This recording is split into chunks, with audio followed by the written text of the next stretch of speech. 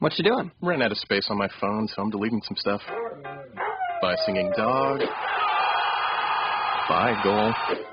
I pronounce you... Bye, wedding ceremony. Stop. At Metro PCS, you get 2 free phones with twice as much memory. Really? Don't say bye to your memories. Switch to Metro PCS and get 2 free LG K20 Plus phones with 32 gigs when you switch 2 lines. Metro PCS. Wireless. Figure it out. Coverage not available in some areas. Sales tax not included in phone price. Excludes numbers on the T-Mobile network. See store for details and terms and conditions. Blog Talk Radio. Good evening, everyone, and thank you for listening in to another edition of Sin's Chat Corner. This evening, I'm very blessed and fortunate to have motion picture star Cas Anvar on my show this evening. So we will be taking up the entire hour with his interview. I just want to send a special shout-out before I start out with Cas. I was very, very blessed and fortunate yesterday to get a research assistant. She did an amazing job of doing research to help and assist me as it relates to this interview. So I just wanted to say a very big shout-out to Rachel. Thank you so very much for all of the time and the trouble that you put into helping me with this interview. So cross your fingers that everything goes well. And without further ado, let's get Cas on the line and start our interview. Hello, hello. Hi, Cas. Hey. Hi, Cas. How are you? I'm good. How you doing? I'm doing wonderful. I've been so excited to get you on air. It seems like it took forever for us to connect, so I'm so happy that you're on my show. I'm very excited. You had a big research assistant researching me, huh? Yes, yes, I did, as a matter of fact, just because Cas's body of work is immense, and you're just so diverse, so dynamic, so versatile. Oh, my God. I can't wait to hear. Well, before we start, I have to tell you that I'm also a fan myself. So not only am I honored to actually be interviewing you, but I'm actually a fan of, I haven't seen everything, obviously, but I've seen a good body of your work, and I'm amazingly impressed. And hopefully after tonight, we'll have just a plethora of new fans for you. At least I hope so. Awesome. Crossing my fingers, we'll see. Okay. Awesome. Well, let's get rolling. I understand your birthplace is obviously Regina, Canada, yet you were raised in Montreal, as I understand it.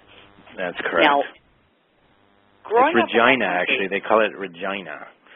Although really? it's named after Queen Regina, the Queen Mother, but it's actually pronounced Regina in Canada. Oh, my God, look at that. I just learned something new. Kudos to me. Check. Okay. There you go. Now, growing up in that country, were there ample opportunities for you artistically at a young age, like starting out? Well, I actually started acting when I was 16. I was in high school and a big nerd.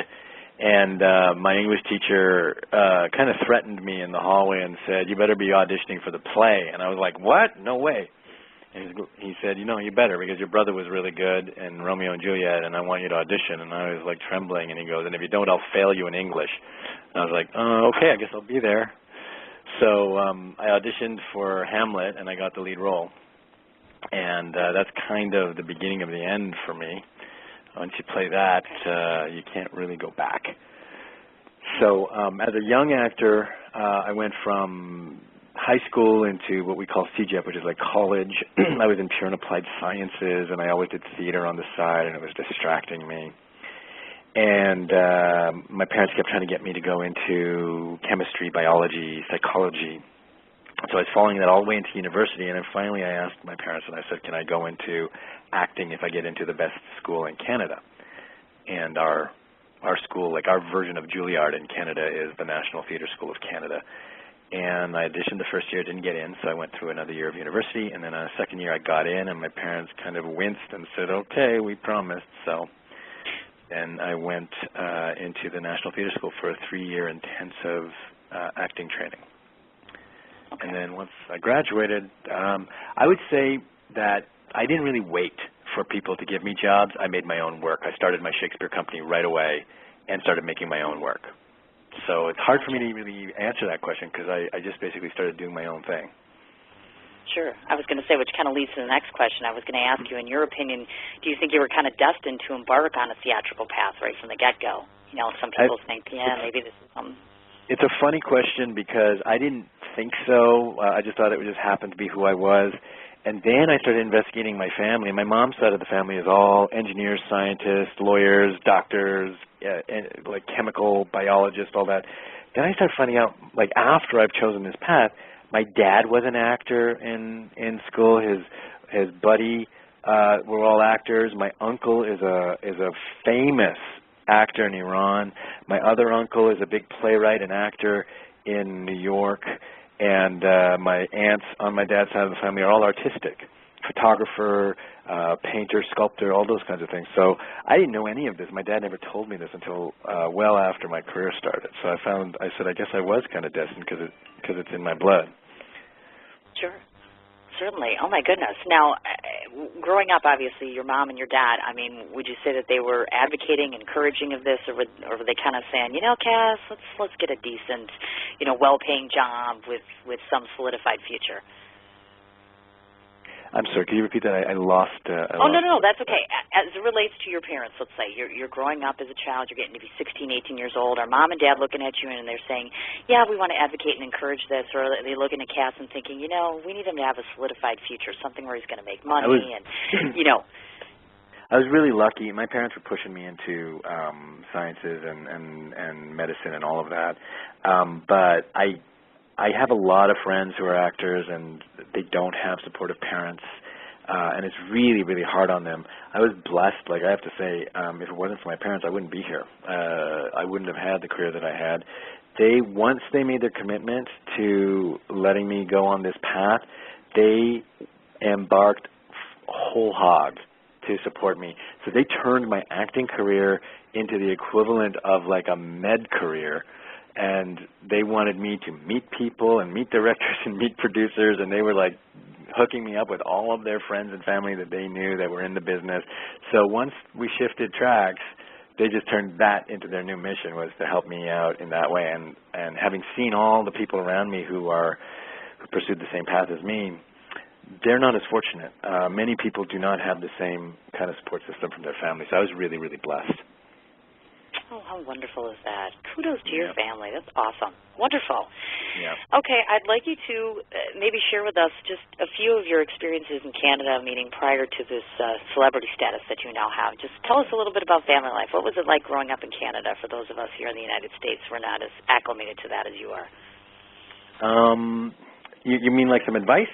Like, what do you mean? No, I mean, just in general. I mean, what was life like? I mean, Canada's a whole other ballpark for us, let's say. I mean, living in the United States as compared to Canada. Okay, sure. In the industry, Canada doesn't have a star system. Canada, the only star system that it has is in the French world, in Quebec, which is where I grew up, French theater and French film and television.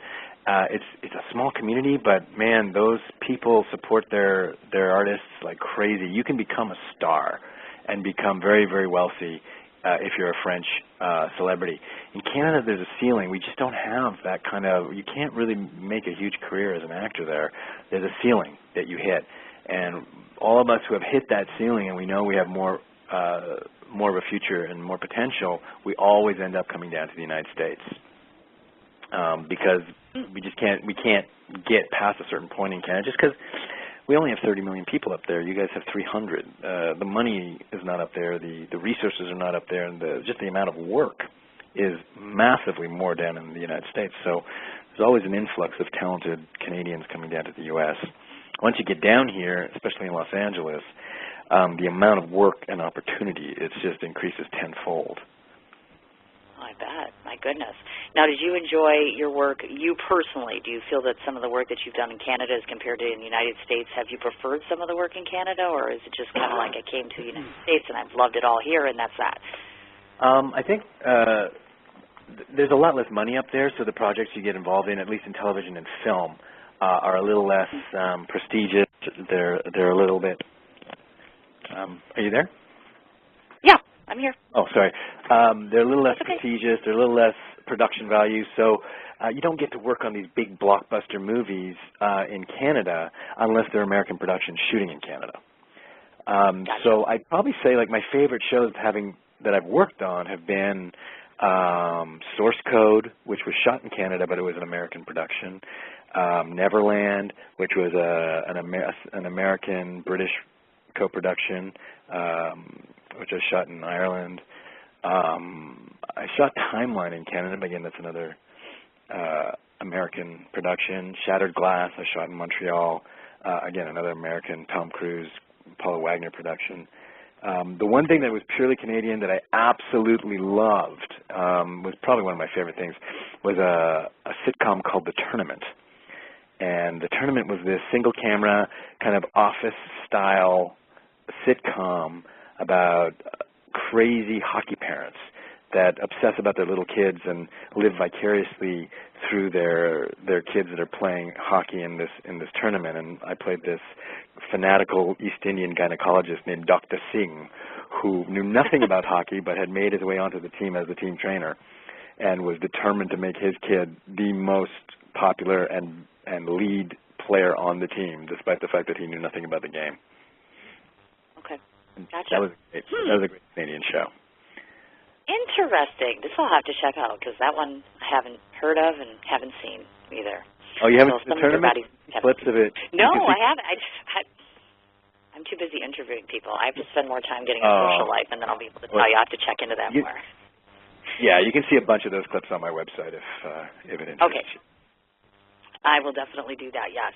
Now, next question for you. I was very curious to ask you who maybe some of your earliest theatrical influences or role models were before you actually became successful in the business early on. That's a good question. Let's see. I'm a huge, influences in terms of people and maybe in other things. Like I'm a huge comic book fan, science fiction fan, video game fan. Like that's kind of what influenced me in terms of, I think that's what made me into an actor, is just being all into adventure and action and fantasy and getting lost in these stories. Once I started actually being able to figure out about actors, and I think I remember people like Kevin Bacon, Mickey Rourke, Kevin Kline, Robert Downey Jr., Johnny Depp. These are all people who I kind of connected to, felt like, they were doing work that I would love to be doing. And I was always being drawn towards these action, science fiction, fantasy stuff, comic book stuff. That's the kind of stuff I always wanted to do. So now I look at all the work that those big actors are all doing, Iron Man and Pirates and all of that. And that's totally the direction I would love to be going. And actually I have done. I've done tons of superhero and pirates and all that stuff. So I'm really, really fortunate. Oh, how lucky. Oh, how neat. What a great life you have, Cas. I'm just going to throw that out there. Cas has a great life. I'm throwing that out there. I'm not going to complain. This is a good thing. Now, I found out that you have some skills, apparently, as I am told. Horseback riding, sword fighting, martial arts, and gymnastics. Yeah. Yep, this is true. All right. Now, if you could, for me, highlight some of your theatrical productions where these abilities actually enhanced your overall screen performance, you think? As a Shakespeare producer, actor, director, being a sword fighter was extremely useful. I did tons and tons of sword fighting when I was doing Shakespeare. When I did Neverland, I had to play a pirate in this big, beautiful kind of fantasy world, and we had sword fights to deal with in that.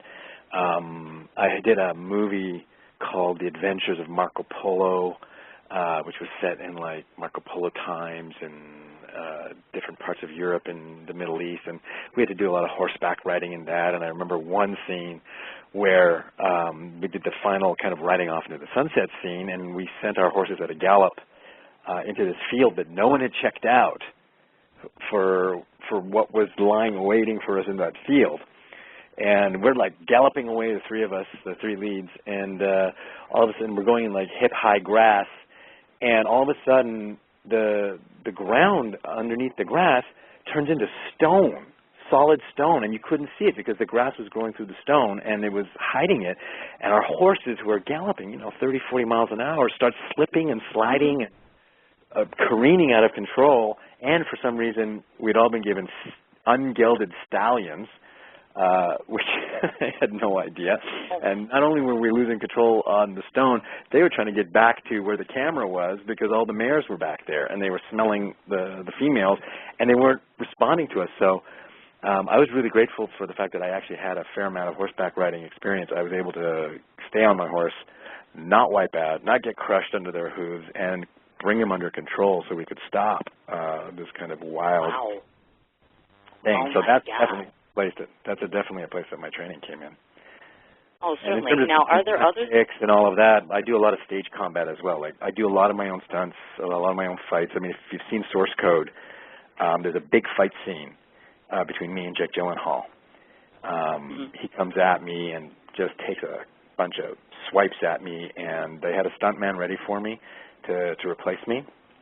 And I said, no, forget that. No, I'll do this myself. And so me and Jake worked out the whole fight, and it was quite rough and dirty.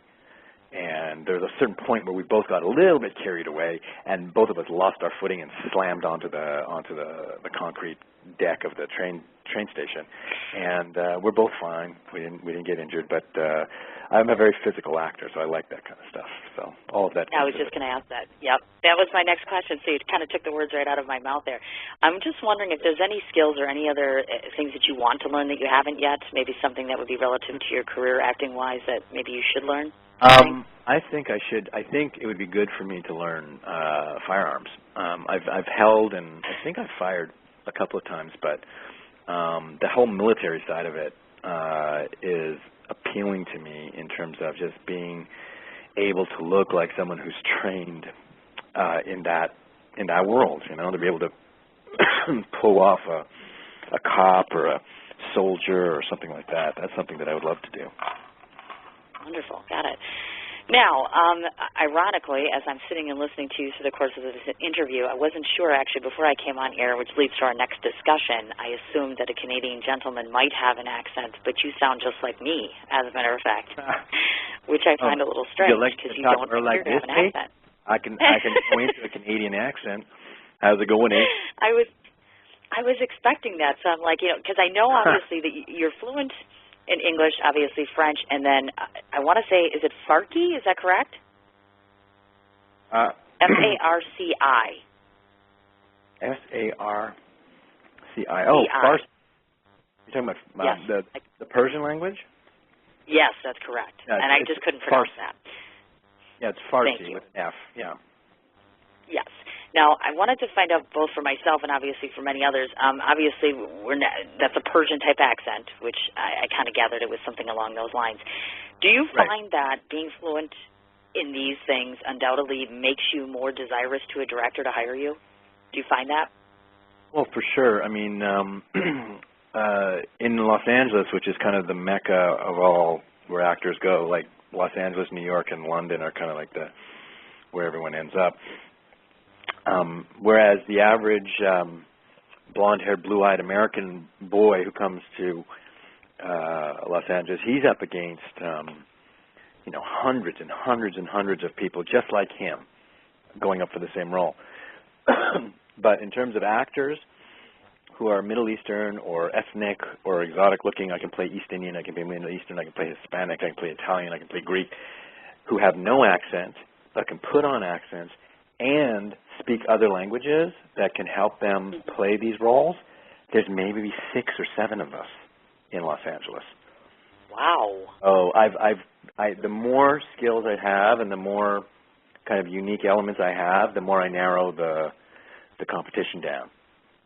Like I always see the same handful of guys up against me for the same roles, and I don't know anybody out there who's in my age range, who has my kind of like casting, who has no accent, has my training, and can put on the accents and speak the languages. I have a good friend of mine who's another Canadian, Michael Banier. Him and I are always going up against each other for roles, and he always gets one, and then I get one, and he gets one. But he's Israeli, and I'm from more of a Persian background, so when we get into those whole accents and languages things, that's where we kind of differentiate from each other. That's where he'll get something I can't possibly get, and then I'll get something he can't get because he doesn't speak Farsi. I gotcha. I understand. Now, do you find it difficult to transition between languages or accents, meaning if you had to convert from one to another, let's say within the course of a role, is that very difficult for you to do?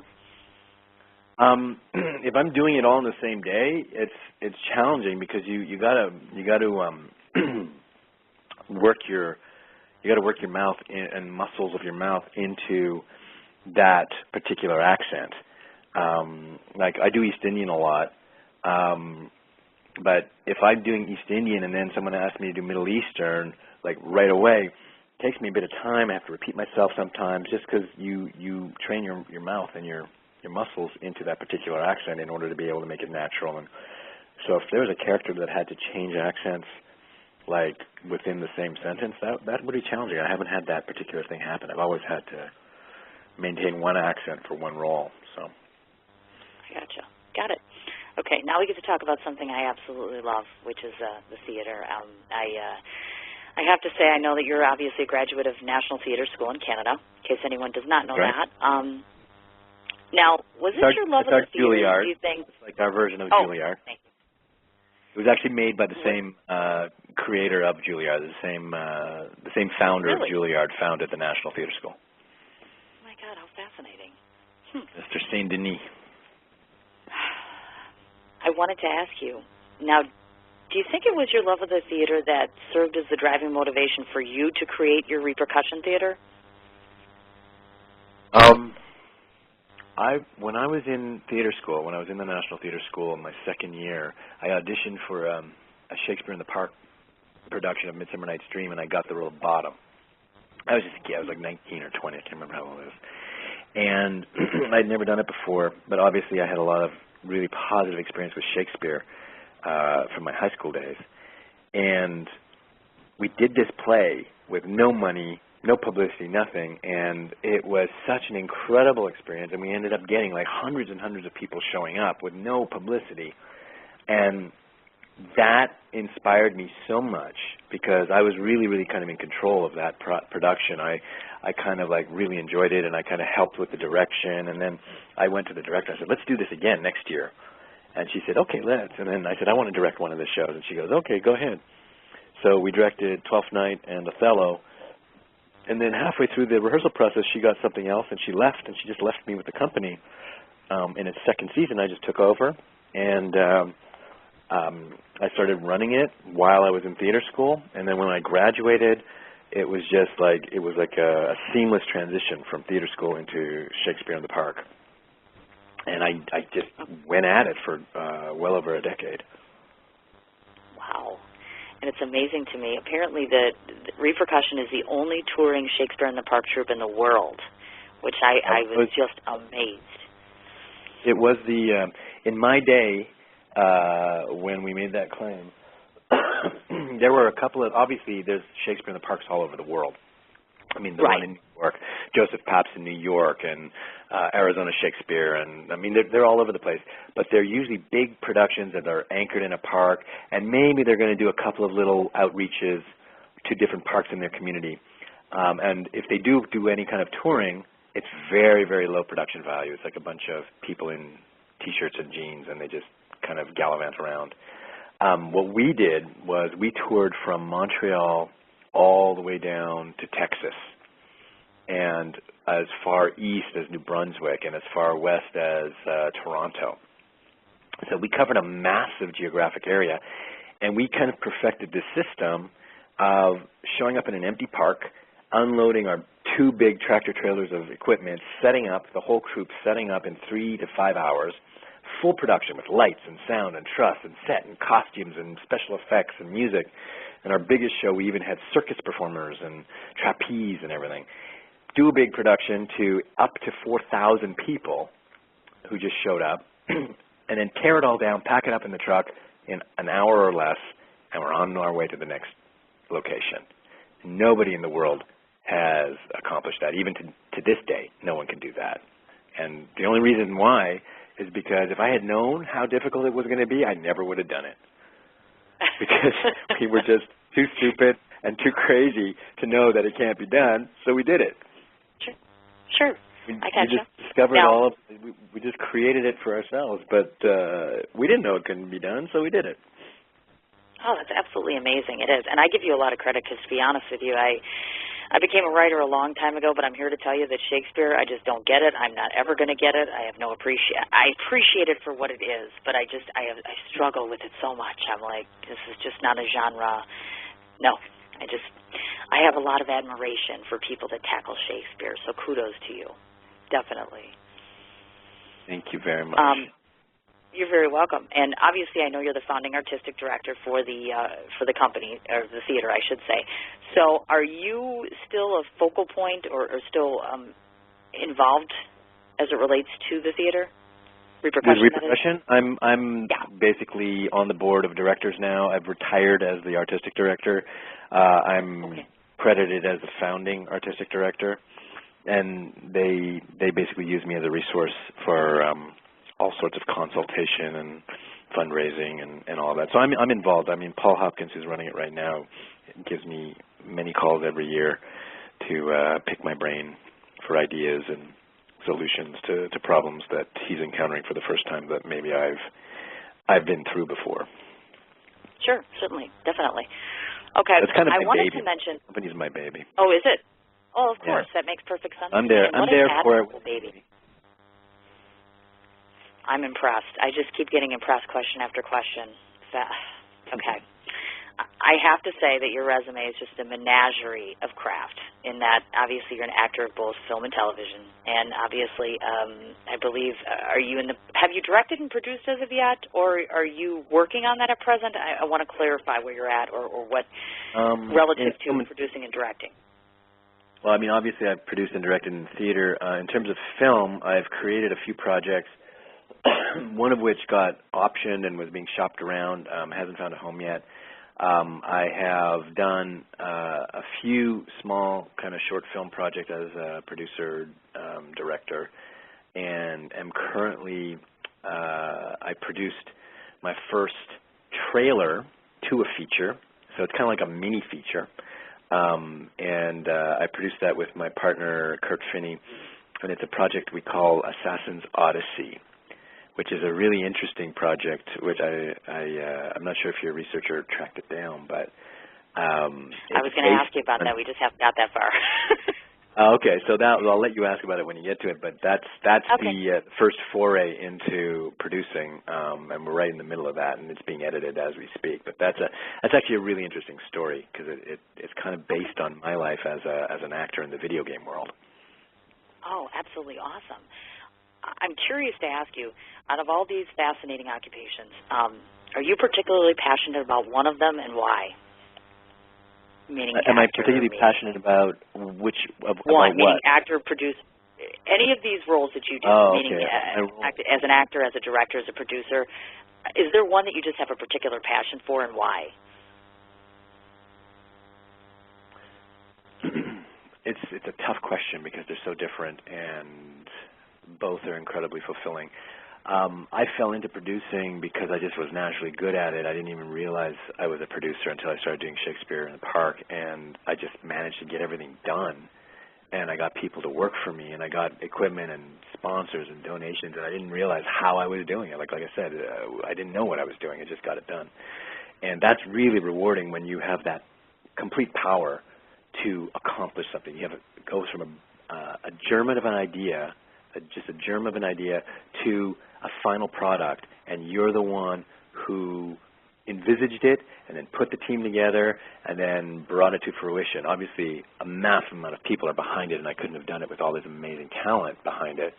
But feeling and watching this thing grow and breathe and live and knowing that if you hadn't been there, it wouldn't have happened, that's very rewarding. Acting is a completely different world. Acting is an opportunity for me to get lost in a character in a way that allows me to tell stories that are meaningful, compelling, and moving to people, and ideally teach people something or give them something to take away with them. And it's completely different. It's a completely different motivation. Like the fulfillment I get from doing a performance on film or on the stage, it doesn't even use the same part of my brain as producing. So it's hard to choose between the two. I think if you put a gun to my head, I'd probably choose acting. Okay, I got you. But only because it allows me to escape, whereas the producing is bloody hard work. It's incredibly hard work, and you don't always get it.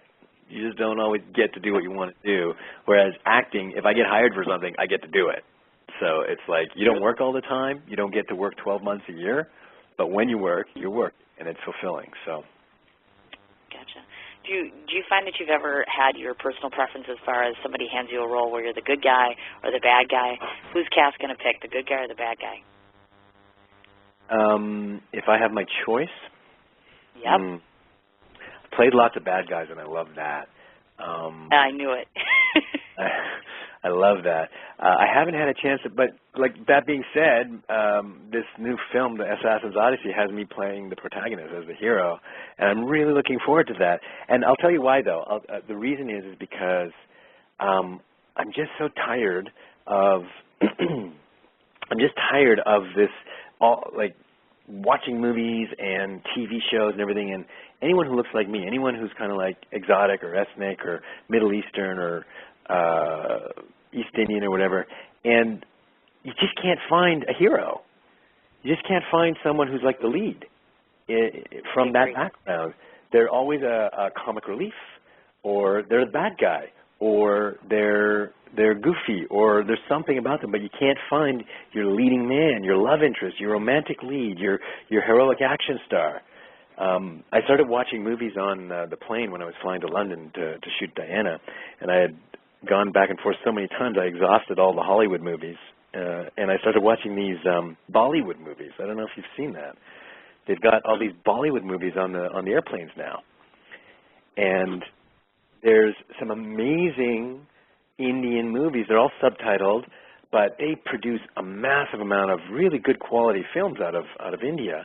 And I was looking at them, and there's like this James Bond movie type thing, and there's this Jason Bourne type thing, and all their leads are these handsome, strapping young brown Indian heroes that sing and dance and kick butt and fire guns and get the lady, and I'm like, damn, maybe I should go to Bollywood. And I'm like, no, I shouldn't have to do that. I should be able to get that here in my own country.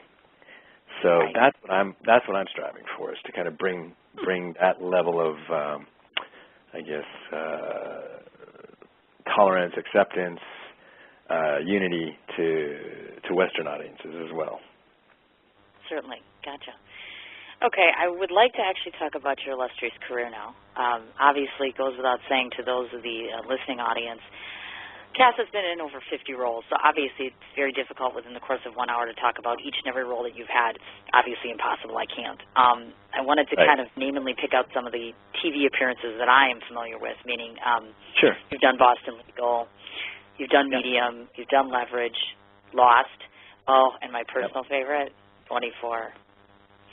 Oh, I'm yeah. a huge 24 fan. Oh, my God. I love me some Jack Bauer like you don't believe. Oh, it's my life motto. What would Jack Bauer do? I am all about the Jack Bauer factor, so I'm so excited. I'm talking to somebody who's on that show. I'm like, this is awesome. Now, as all of these genres are different, meaning like the premise of Lost is different from 24, is different from Boston Legal, maybe describe to us which of these roles, or maybe in general as far as your TV roles, did some of them seem more just naturally comfortable to you? Like you kind of just shifted into the role with some better than others, and why? Every role is different. Every role that you mentioned tapped into a different part of me. I mean, Boston Legal was a quirky, funny kind of uptight doctor. 24 was a doctor as well, but this was a serious kind of angry doctor who was trying to protect his patient against Jack Bauer's very aggressive interrogation techniques. Medium actually was another doctor. I play a lot of doctors. Yes. That was a nervous doctor. I mean, every single role I approached tapped into a different part of me.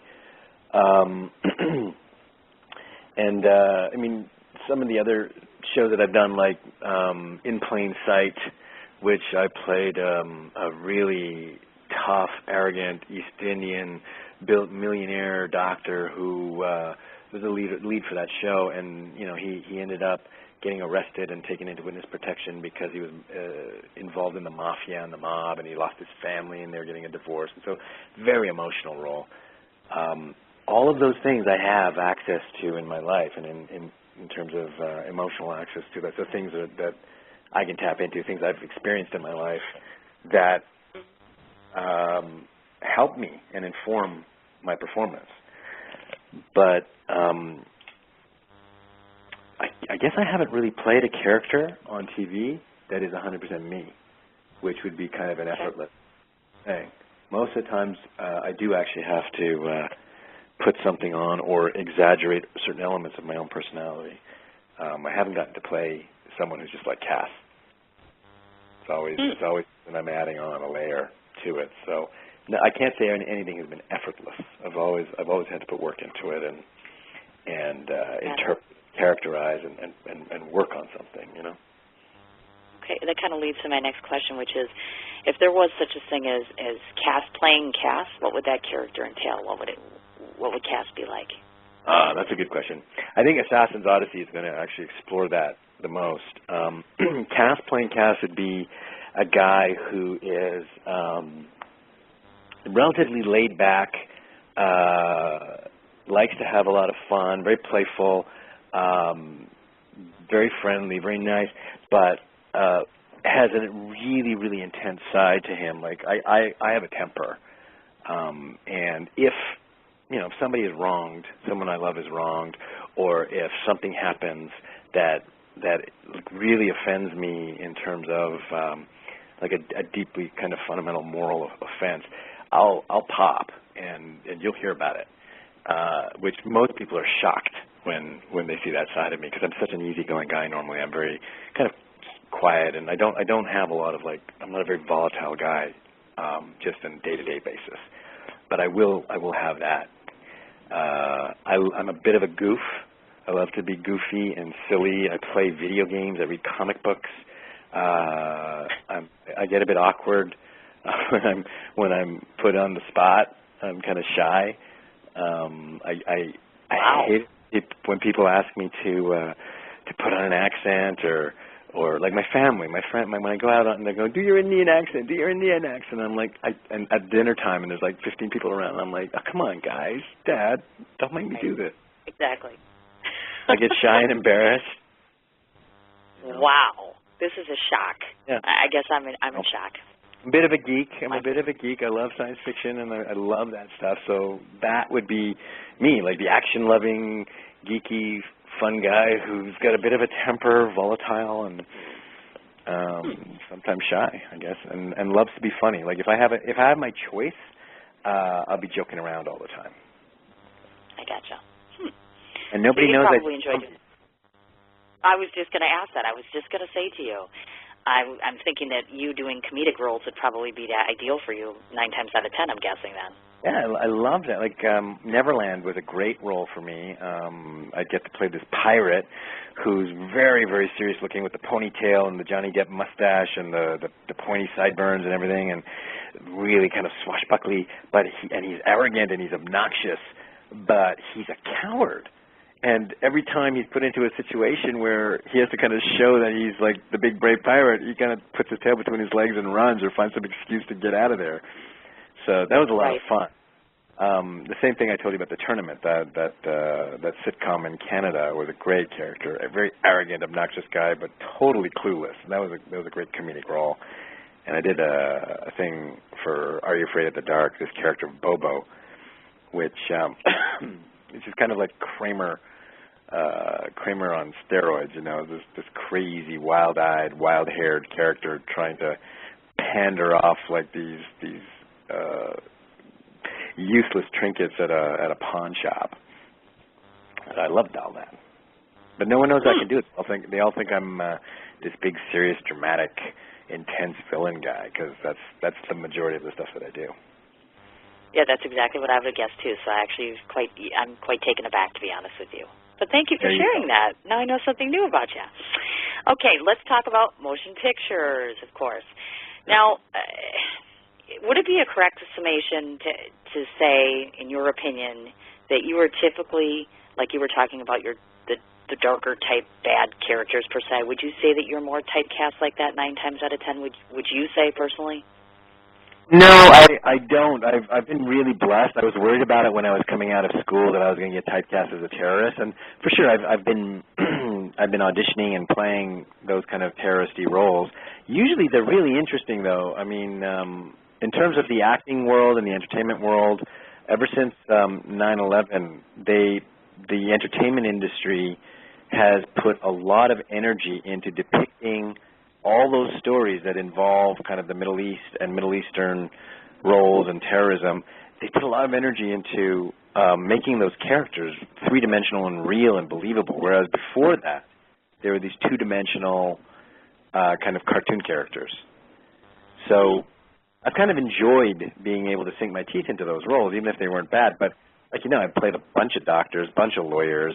I got to play a pirate. I got to play, in Source Code, I got to play this vacuum cleaner salesman that gets into a fist fight with Jake Gyllenhaal. I got to play a Middle Eastern Egyptian Interpol agent in Transformers. So I've had a pretty broad range of stuff to play. Professionals as well as bad guys. So I've been really blessed. I mean, I don't know if all actors can say they've had that opportunity, but I've been pretty happy about it. Gotcha. Now, just to mention, of course, as we had been talking about some of your films, obviously you said The Punisher, Source Code, which I've actually seen and enjoyed as well, Adventures of Marco Polo, Transformers 2, which my kids were elated when they heard I'm talking to somebody who's on Transformers 2, because that's big in our house. Another one of my favorites being The Terminal. I wanted to ask you about that. If you could maybe share with us, because not many of us obviously have this experience to work with such a dynamic director as Steven Spielberg. What was that experience like for you? It was awesome. I had kind of a medium-sized role in that I was playing one of Stanley Tucci's men in the immigration office of the airport, and I got to do a little scene with Catherine Zeta-Jones, and then I did a scene with Stanley Tucci when we're chasing Tom Hanks out of the airport at the very end of the movie. And it was an amazing experience working with Steven Spielberg because I'd worked with a lot of directors up to that point, and the first thing I noticed about working with Steven Spielberg is his command of the set. The set was calm. There was no stress. He knew exactly what he was doing, and I've never seen this before ever, but the normal process when you're preparing to shoot a scene is the actors come on set, the director rehearses with the actors, we get the blocking set, and then he brings the technical team in. The technical team watches a rehearsal so that they figure out where the lights go, where the camera goes, what the movement is. And then the actors get broken, and the technicians get to work setting everything up for the shot. And that usually takes half an hour, whatever. During that time, it's usually quite chaotic. But once he broke the actors and they started setting up, Steven took his iPod, plugged it into these speakers that were kind of mounted to his director's chair, and blasted Mozart all over the set. And the entire setup of the set was done in silence to classical music, to Mozart's Requiem, or I can't remember which one it was. I've never seen that before, and it created such a tone on the set of just calm and professionalism and focus, and it just happened so quickly and so smoothly, and there was no chaos at all. It was really lovely. But I had a really funny story about my experience with Steven Spielberg. While I was shooting that, it was freezing cold. We were working in Montreal. It was February. I think it was minus 20, minus 30 degrees. And I had to do a scene where, those little airlocks in the airport where you're walking out into the driveways, and they have the little airlocks where you walk in and then another door opens and you walk out into the cold. So I was standing in one of those airlocks getting ready to kind of run out after Tom Hanks was getting into a cab, and I was having so much trouble with the cold that my lips were freezing. I couldn't speak my lines. The cold was so profound, and I'm in the airlock, and I'm having a couple of worries when I'm on this because I'm a Middle Eastern guy, and I'm playing an immigration officer, and I've never seen that, an American immigration officer. So I was a little bit worried about that. I slicked my hair back, and I looked a little bit more like a Latino, but I'm sitting there freezing with my lips freezing, and all of a sudden he yells, "Roll speed," which is the cue to roll the sound roll. So, and then right after you say roll speed, usually you say action, and then we go into the scene. He didn't say action. I see someone who's like his assistant or something talking to him, and they're kind of animated, and they're on the other side of the glass. I can't hear what they're saying, and they're looking at me and pointing, and kind of like making a big deal and like pointing at me, and he's like asking questions, and she's like, I don't know, and pointing at me, and they're like talking, and then he kind of like comes up to the window, and he knocks on the window, and they've already rolled speed, so I'm just waiting for action. He knocks on the window, and he shouts to the glass, and he says, "What's your background?" And I'm like, "What?" And I'm panicking now. I'm like, oh my God, they think I look too Middle Eastern, and it's not credible that I'm an immigration officer. And I'm like, so I panic and I go, I'm mixed. And he's like, gets all flustered and doesn't like the answer. He goes, ah, and he just goes, action. And so I do the scene. I go out and my lips freeze, and I get through the scene. And I come back, and I'm feeling kind of a little bit nervous because it's Steven Spielberg, and he just kind of like put me on the spot. And he says, Cas, come here. And I go over to him, and he goes, what's your background? I say, I'm mixed. He goes, mixed what? I go, Lebanese, Persian, a little Indian. He goes, what languages do you speak? I'm like, English, French, Farsi. He goes, Farsi? Can you do a whole scene in Farsi? I'm like, yeah, if you want. Why? He goes, bring your resume and your stuff to me at lunchtime. I want to talk to you. And I'm like, what the heck? So we finished shooting the scene. I thought I was going to get in trouble, but something else was going on. And I go and I bring my stuff to him, and he's like hidden off in the airport somewhere having his lunch in private, and I bring it to him, and I say, here you go. And I talk about Shattered Glass, my movie's out, and he's like, oh, yeah, that's Woody Allen's favorite movie. And I said, can I ask you why you're asking me for all this information? And he goes, oh, I have no idea. I'm sorry. And he won't answer me. He wouldn't tell me what he was asking for. So I went home, and I called my agent, and I couldn't figure it out. And then 6 months later, I saw that he was producing Kite Runner. Okay. And I think he was asking me, because there was a character in there that was perfect for me. I think he was getting my information so he could consider me for, it's a Persian role. It's an Afghani role. They speak Farsi. And he was grilling me to try and, I guess he liked me. Here I am kind of pissing my pants thinking I'm in trouble. I'm going to get fired. Actually, he's scouting me out for one of the leads in a huge big movie that is like one of the best-selling novels. And so he's working on multiple things simultaneously, and his mind is constantly working. So it was quite a wonderful experience. Like everyone on that project was terrific. Oh, definitely. I wanted to ask that. Do you think, if I could ask, is there one particular director with which you've worked before in the past that maybe you'd like to rejoin forces with or get together with again in the future? Yeah, I have a really good relationship with Nick Willing, who directed me in Neverland. Nick's done Neverland. He's done Tin Man. He did Alice. He's big on these whole fantasy, science fiction, fairy tale movies and the re-envisaging. Am I using this right? Okay. Re-envisaging of these fairy tales. And him and I hit it off really well. We're now close friends, and we're trying to collaborate on a bunch of projects. I would love to do another film with him. Obviously, I mean, I'd kill to work with Steven Spielberg again. I mean, there's Billy Ray, who directed me in Shattered Glass. Those are my three favorites of all my work. Ah.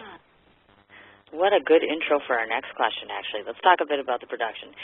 Shattered Glass, apparently, which you starred in, was nominated for 4 Spirit Awards and 1 Golden Globe Award. If you could, detail the audience the premise of this film, along with why you opted to participate in this project. Shattered Glass is a brilliant movie. Billy Ray wrote it and directed it. It starred Hayden Christensen as the lead role as Stephen Glass, and Peter Sarsgaard was the supporting lead as his boss. And I think it had Steve Zahn and Rosario Dawson and Hank Azaria were also in it. And the movie is based on, basically it's almost a docudrama. I mean, Billy took huge amounts of transcripts from court documents to make up some of the dialogue, especially my stuff. I played the journalist, the editor of a competitive publication that brought Stephen Glass down, because the story was about a true story about a journalist who faked about 30 individual stories over a period of 2 years without getting caught. And by fake, I mean he completely manufactured them. And this is a true story, and it was one of the biggest publications in Washington called The New Republic, which was deemed the in-flight magazine of Air Force One. And in this magazine, this guy got away with murder. He got away with publishing 30 stories that were completely fabricated from absolute fiction, and they were being sold as fact. And finally, one of these things got caught by my journalist. Like, I was the boss, I was the editor, and my guy, Steve Zane, we were caught off guard by this article that came out that Stephen Glass had written. And we're like, why the hell didn't we get this article? And then we start researching it, and it's because that article doesn't exist. The story doesn't exist. And then we start probing, and we start finding story after story that doesn't exist. And so we go after Stephen Glass, and he is a master liar. He's a compulsive liar. And he masterfully kind of manipulates his way out of every situation. And Hayden Christensen did a brilliant job. And Peter Sarsgaard, who played his boss, he was nominated for Best Supporting in one of the Spirit and in the Golden Globes for his performance, which was amazing.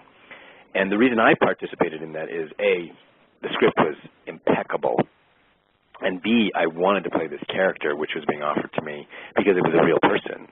The character I played was Kambiz Farruhar, who is a real editor, a London, British, Persian guy who had a lot of personality and was a big part of bringing this guy down. So that really appealed to me. It was the first time I'd ever been in that kind of a situation to play a real guy.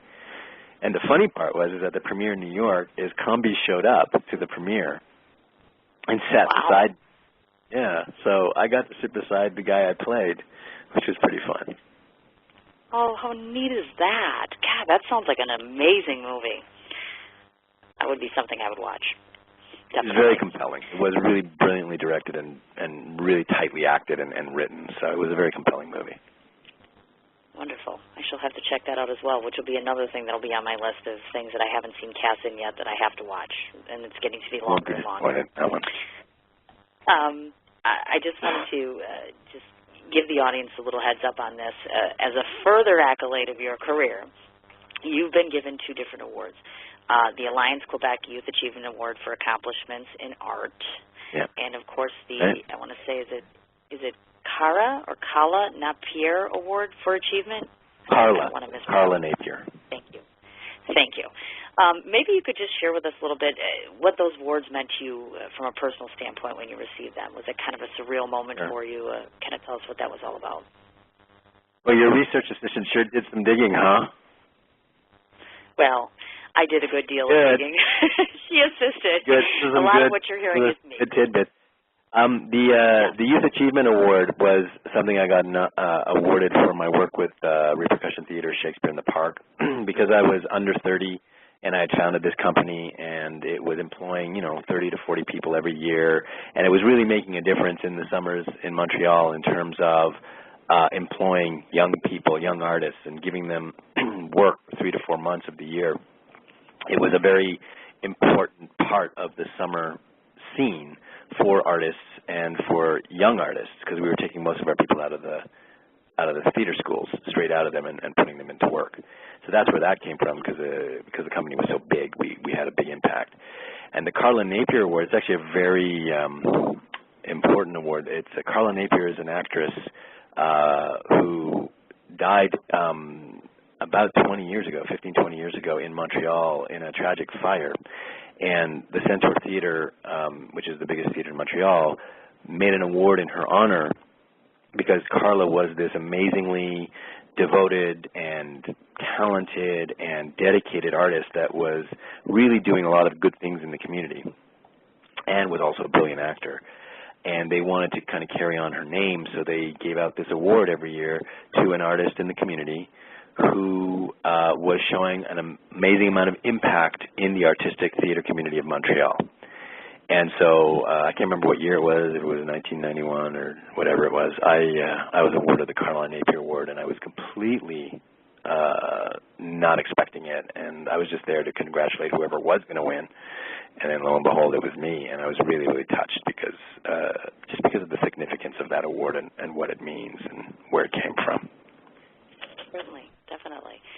Now we've reached the part in our interview where I'm most excited, because this particular project that you're doing work on has got to be my absolute #1 favorite. Oh, yeah. If anyone does not know, I'm an avid admirer, have always been a very, very big admirer of Princess Diana. I'm actually on pins and needles because I had heard originally that it's Diana's coming out and they're having this biopic, and obviously Cas has been picked to play Dodi Fayed, who, of course, was linked romantically to Diana prior to her death.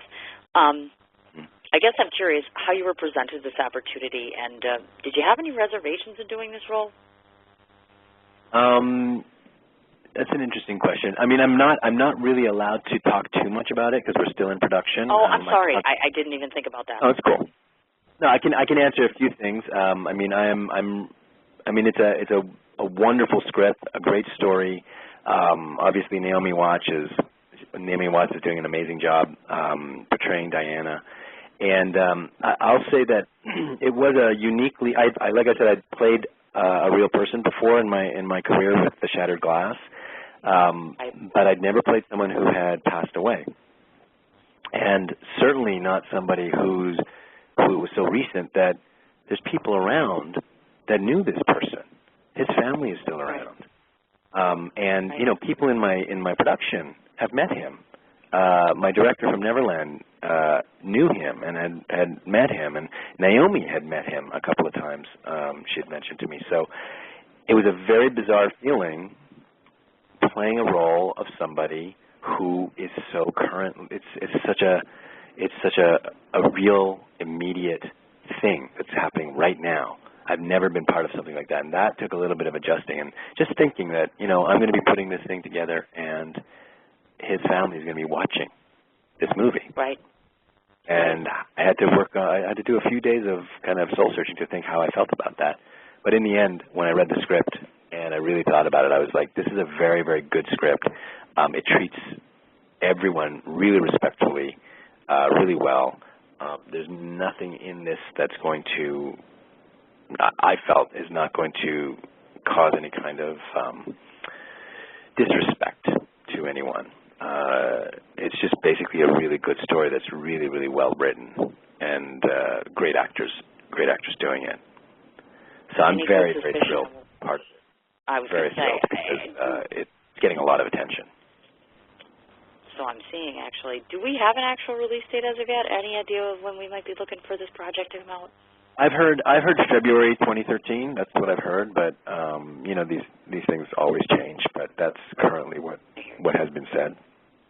Yes, and Cindy's well in the high hopes that Cass will give her a call and say, hey, come on out, check it out, check out this premiere, this great movie I'm in. That would be lovely. Red carpet, let's go. I would love that. That would be awesome. Loving me some Princess Diana / a.k.a. Naomi Watts. I think Naomi Watts is just a bundle of joy. I love her in every role. Amazing, amazing, amazing. Her partner's lovely, too. Liv Schreiber, absolutely love him, too. Amazing couple. Yeah. I'm going to say that. She's a gracious, professional, talented, beautiful person to work with. She's like flawless to work with on set. She's just lovely. Absolutely awesome. Great. Well, I got 4 more questions for you, Mr. Cass, then you might be off the hook here. Oh. I wanted to get you to finally talk about your upcoming project, which is, of course, Assassin's Odyssey. And, of course, naturally, if you want to talk to us about that, and then let us know when we might be able to see something like that coming out. For sure. Assassin's Odyssey is a feature film that I'm producing, writing with my partner Kurt Finney, and starring in. It's kind of if you remember when you asked me who I am, it kind of comes out of everything that is really me. It's kind of a science fiction, fantasy, comic book, video game style movie. It's an action fantasy. It's in the spirit of The Matrix and The Watchmen and Kick-Ass, all those kind of fun, action-y comic book movies. We feel that it's a very kind of intelligently written, witty kind of take on it, and it has a real wink to video gamers. We kind of do a lot of little sly references, like to video gamers that they'll get, and they'll get a really big kick out of. Kind of in the way that, I don't know if you remember Galaxy Quest, that Tim Allen movie with Alan Rickman, and I think Jamie Lee Curtis was in it, or Sigourney Weaver, I can't remember. It was a kind of a spoof on Star Trek, but it was very, very intelligently written and kind of made fun of the whole science fiction world without really making fun of it. It's kind of going to have that flavor to it. And the interesting story about this movie is where it came from. And I don't know if you mentioned this before, but I'm big in the video game acting world right now. I do voices for a number of big video games. I've been in Halo and one of the other big biggest games in the world, which I can't talk about until the game's released. But I was the lead role in Assassin's Creed Revelations. I played Altair, which is the main assassin guy who started all of the Assassin's Creed franchise. And when I took over the role, I was taking it over from another actor for numerous reasons. And when I finished, I had a blast doing it, and I didn't realize how big these video games are. But these video gamers, they are intense. These are a different breed of people. They're amazing because I've started to come into contact with all these gamer fans. They're an incredible group of people, but they're intense. And the director told me at the end of that, he said, Cas, I just need you to know, because this is a change in the video game world, when this thing gets released, you have to understand there will be a backlash against you. And I was like, huh? Why? Didn't I do good? He goes, no, you did great. He says, you could be doing an Oscar-worthy performance. It doesn't matter. All that matters is that you're doing a change. It's a different voice. And gamers like things to be consistent. They like stability. They like things not to change. And I was like, oh, no. And he's like, yeah, don't worry about it. Once they hear you and they play the game, everyone's going to be fine. But at the beginning, just be aware. There's going to be a backlash. And I was like, okay. And so E3 happened, which is a big conference for video games here in Los Angeles. And they released a little clip of Assassin's Creed Revelation with my voice on it. And right after that, I went the next day and I Googled Altair voice change, and boom, hundreds of sites, hundreds of comments on Google. I was like, oh, my God. And I clicked the first one, and you hear this little voice of this kid, an 8-year-old kid, sounds like Harry Potter or something, little British kid. And he's got this whole audio-visual display going on where he shows the clip from E3 and he shows the IMDb, and he's like, I'm not quite sure why, but they've changed the voice of Altair, and here, I'll play this for you. And he plays it, and he goes, as you can hear, it's not the same voice as it used to be, and I go to the IMDb, and it's still, and they had made a mistake on IMDb, and it was listed as the old actor playing my character, and he said, and they've got the old actor playing it, but he's not the same voice, and I don't know why. I think I'll call Ubisoft and maybe complain, but no, I don't know. And I'm like, oh, my God, what's going on? And I look down, and there's hundreds of comments and thousands of hits on this one thing since the day before, and everyone's, like, screaming, like, what the hell? Who's this new guy? What's with the new voice? And then other people going, no, we like it. It's great. The accent is good, blah, blah, blah. And so there's this whole rampaging debate. And then I go down to another one, and I click on another link, and it's an American version of the same thing. This American kid going, I don't know what they've gone and done changed Altair's voice for, but it's like they changed it, and it's like not the same, and I'm kind of pissed off. And then there's like all these hits, thousands of hits, and hundreds of comments, and I'm kind of like my jaw's dropping, and I'm like, what the hell is going on? And my buddy Kurt he's watching this with me, and we're kind of laughing, kind of like shocked, and he looks at me over my shoulder, and he goes, Cas, buddy, you got to watch your back, man. One of these kids is going to put a hit on you. Yeah. And I kind of laughed, chuckled, and then I pondered, and I was like, that's a really good idea for a movie. And so out of that event comes Assassin's Odyssey, which is basically, what if this actor who was in a huge video game had a hit placed on him by this very intense association of gamers, this kind of organization that their sole purpose in life is to maintain order in their world, in their universe, and they're willing to do anything possible to keep that order, even kill. And so this guy gets a hit placed on him by these highly trained, highly equipped assassin gamers, and he has to run for his life, kind of parkour style, all over the city, fleeing from these assassins, getting into martial arts fights and sword fights, and as he's running, he's kind of accumulating these quirky, interesting people that are kind of slowly becoming part of his team. One of them gives him equipment. One of them trains him. One of them teaches him a little bit about himself, kind of like the way in The Matrix, Neo finds Morpheus and Trinity, and he starts to accumulate his entourage and find his purpose. And he's like this unwilling hero, and then he realizes that he's actually acquired powers from having done the video game. There was an accident in the motion capture room, and he had all of the information from the video game transplanted into his brain. And when he gets into trouble, these powers come back, and he becomes this hero from the game. this ninja, this assassin master. And he doesn't want to be the hero, but he eventually realizes he's the only one who can bring down this organization. And so him and his team then set out to right the wrongs and do good and bring justice to the world again. And that is the basic premise for Assassin's Odyssey. Okay. Any idea when we might expect a completion date on that? When can we be looking for something like that? We've shot a trailer, which is the first step. We're going to use this trailer to kind of generate a lot of interest and get the financing together. Our hope is to start shooting in 2013, which means that there's going to be a lot of special effects and a lot of stunts and all of that has to be worked out in post. So it's probably going to be 2014 if everything goes well. Gotcha. Okay, it's a big question. If you were to rate yourself personally to date, what would you say has been your best performance?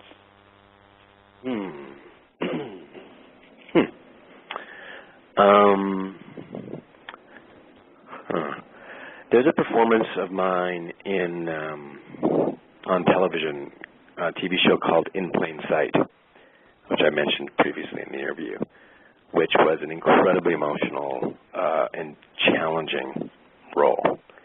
And at the time that I did that role, I was actually going through very similar things in my life as the character was going through in the show.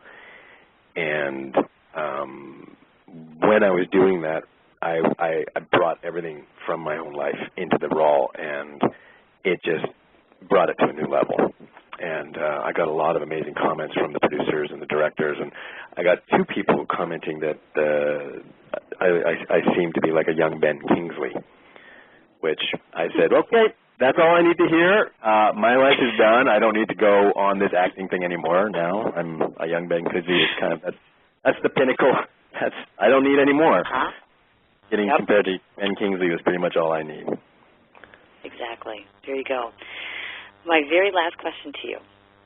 Now, if there happens to be anyone in the audience, male or female, who might dream of becoming you one day, what would you tell, what kind of advice would you lend to them either about acting or about the business in general?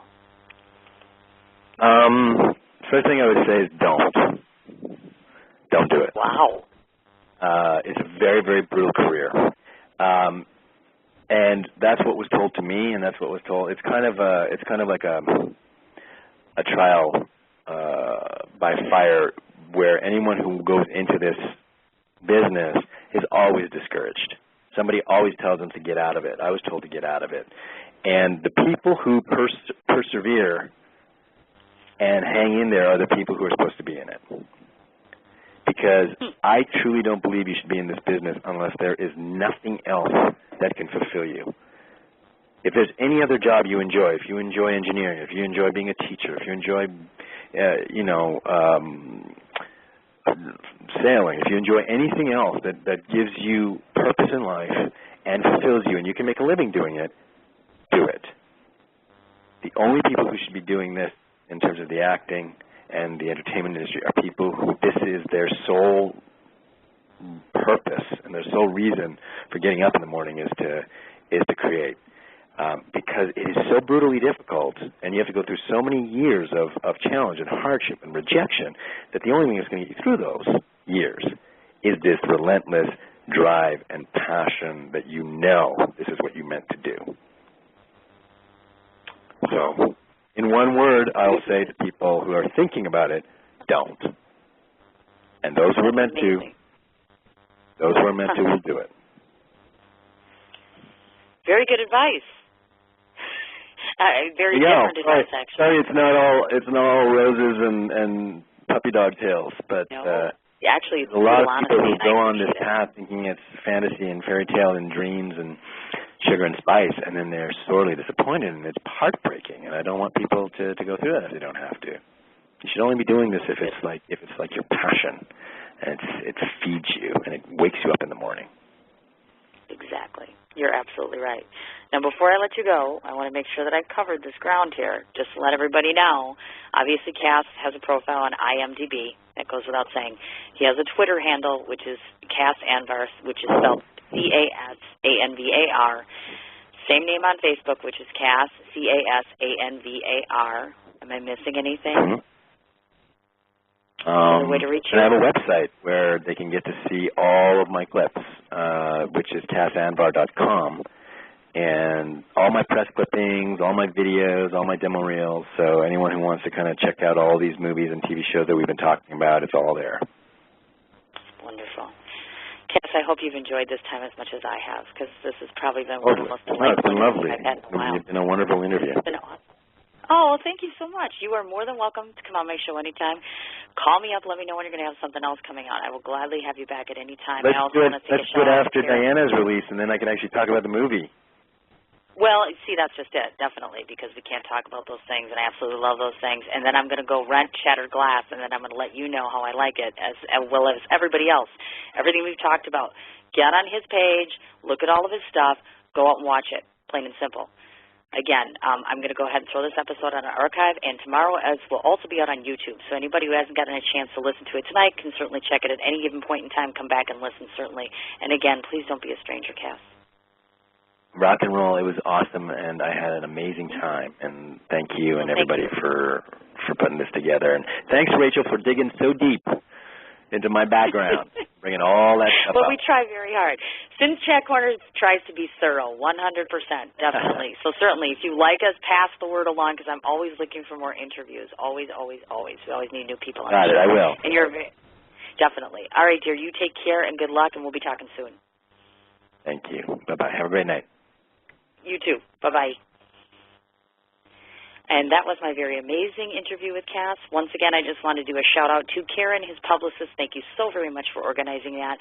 Once again, thank you so very much to Cas for taking the time to come on to the show.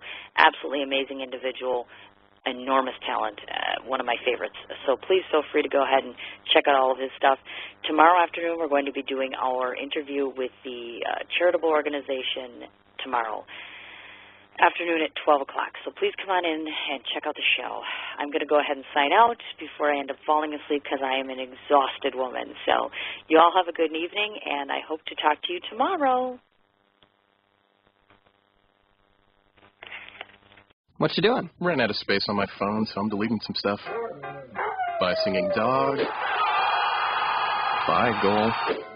I pronounce you. By wedding ceremony. Stop. At Metro PCS, you get 2 free phones with twice as much memory. Really? Don't say bye to your memories. Switch to Metro PCS and get 2 free LG K20 Plus phones with 32 gigs when you switch 2 lines. Metro PCS. Wireless. Figured out. Coverage not available in some areas. Sales tax not included in phone price. Excludes numbers on the T-Mobile network. See store for details and terms and conditions. What you doing? Ran out of space on my phone, so I'm deleting some stuff. By singing dog. By goal. I pronounce you. By wedding ceremony. Stop. At Metro PCS, you get 2 free phones with twice as much memory. Really? Don't say bye to your memories. Switch to Metro PCS and get 2 free LG K20 Plus phones with 32 gigs when you switch 2 lines. Metro PCS. Wireless. Figured out. Coverage not available in some areas. Sales tax not included in phone price. Excludes numbers on the T-Mobile network. See store for details and terms and conditions.